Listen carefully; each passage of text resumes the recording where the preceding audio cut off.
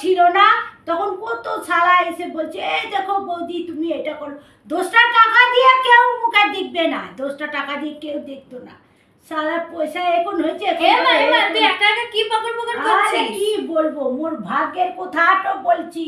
কি হয়েছে? যখন মোর ভাগ্যের কথাটা বলছি বটে, মোর ভাগ্যের কথা কেনে জানিস? কেন? যখন মোর কাছে পয়সাটা ছিল না তখন সবাই দূর তুমি কে গো, তোমাকে মুচি দিলা। লোকে তো এইরকমই করে, তোর কাছে পয়সা থাকলে তখন সবাই সুশীল করে আসবে। তোমার কাছে এখন তোমার কাছে 10টা টাকা আছে, ও বৌদি তুমি ভালো আছো তো, বৌদি তুমি কি সময় দেখবি কখন কোন শালা ডেকে তো বলবে না।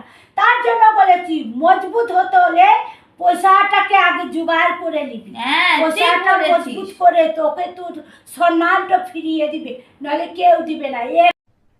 अरे कहना क्या चाहते हो?